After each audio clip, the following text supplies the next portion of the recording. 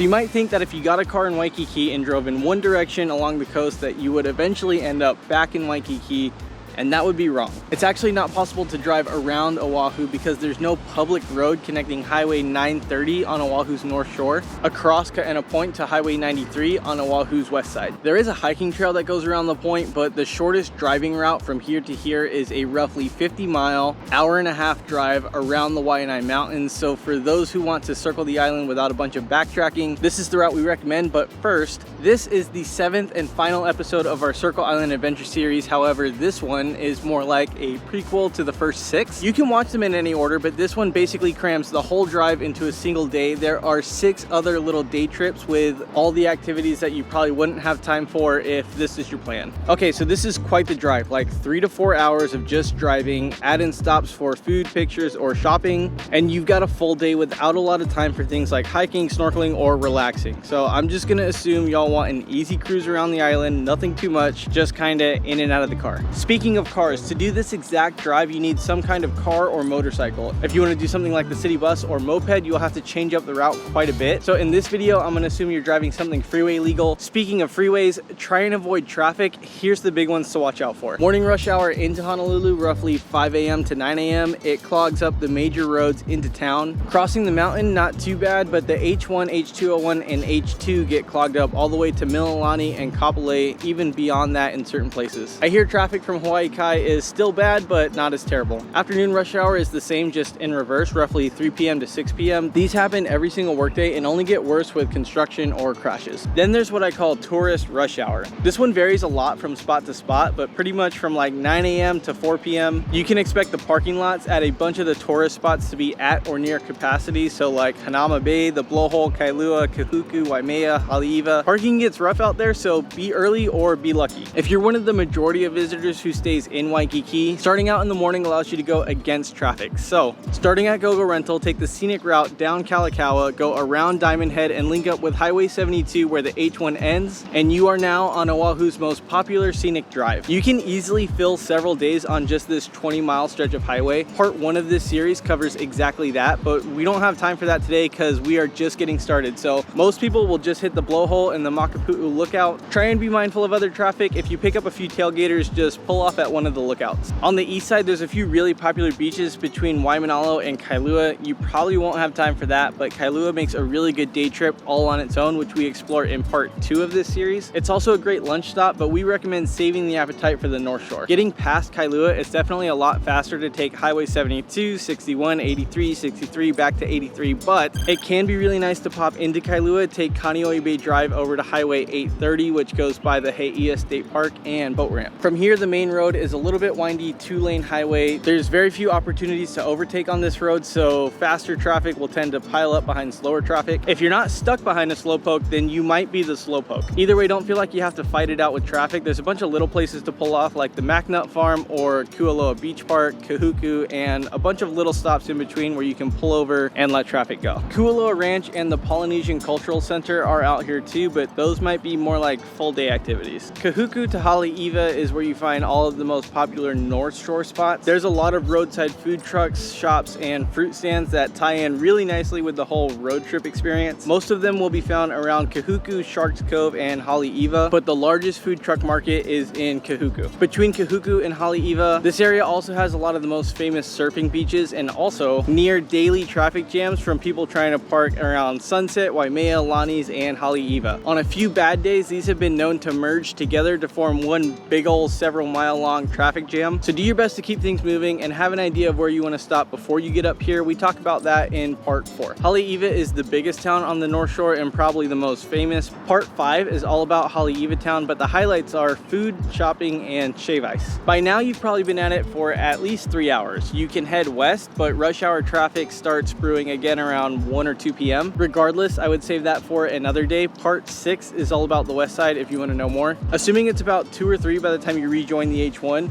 avoid the westbound traffic, head back to town, but detour over the H3, which is definitely like the least used freeway we have on island. Just don't ride it all the way to the end because it terminates at the gate to the Marine Corps base. But it's a really pretty drive up the valley. The tunnel looks like a Star Wars set, and the view of Kaneohe when you pop out the other side is quite nice. If you get off on exit number 11 and hang a right, this sets you up really nicely to go back to town on the Pali Highway, which gives you a chance to stop in at the Pali Lookout. The Pali Lookout is set up like a freeway overpass, so you can enter and leave regardless of which way you're going. Just be careful pulling on and off the Pali. Most people speed on this road, and the turnoffs for the lookout are hard to spot if you don't know where they are. Also, coming off the Pali onto Paoa Road sets you up for a very windy detour up Tantalus Drive, which turns into Round Top Drive as it comes back down towards Tantalus Lookout and eventually back into town. Just know this area around Punch Bowl gets kind of hectic in the afternoon, so play nice. We strongly advise against doing this circle on a moped. Mopeds are not allowed on the freeways and are just generally suited for use between town and Waimanalo, which we talk about in part 1. And that is it for our Circle Island Adventure series. Click here if you want to watch from the beginning, or check out this video for some things to do closer to town. Like and subscribe if you found this video useful. We still have a bunch of Hawaii content coming out, so we will see you in the next one.